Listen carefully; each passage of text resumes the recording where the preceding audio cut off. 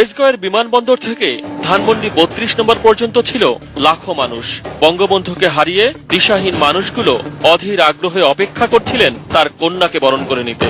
তাই তো ঝড় বৃষ্টি মাথায় করে ঠায় দাঁড়িয়ে থাকা বাঙালিকে দেখে আপ্লুত হয়েছিলেন শেখ হাসিনা। মাত্র ৬ বছর আগে পিতা মাতা ভাই হারানো মানুষটি যেন খুঁজে পেয়েছিলেন তার অতি আপনজনদের।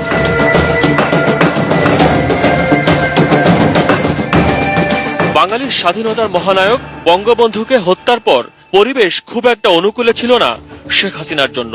তার দেশে ফেরা আটকাতে কত রকম ফন্দি ফিকির করেছে তখনকার সরকার, তার হয়তো হিসেব নেই কোনো। কিন্তু দমে যাননি তিনি। বিদেশে বসেই খুনিদের বিরুদ্ধে জনমত গড়েছেন, দলের জন্য কাজ করেছেন। আমার অবর্তমানে আওয়ামী লীগ আমাকে যখন সভানেত্রী নির্বাচিত করলো, তখন সিদ্ধান্ত নিলাম আমি আসবো। দেশে ফিরেই শেখ হাসিনা দিনের পর দিন ছুটেছেন গ্রাম থেকে গ্রামে, দলকে সাজিয়েছেন নিজের মতো করে। তার রাজনৈতিক প্রজ্ঞা আর কৌশল ২১ বছর পর ১৯৯৬ সালে আওয়ামী লীগকে ক্ষমতায় আনে। আমার যেটা লক্ষ্য ছিল, পার্টির মধ্যে অনেক দ্বিধা বিভক্ত ছিল, আমাকে নিয়ে আসা হয়েছিল দলের ঐক্য বজায় রাখতে। তো আমি চেষ্টা করে গেলাম যে সংগঠনটাকে আগে গড়ে তোলা।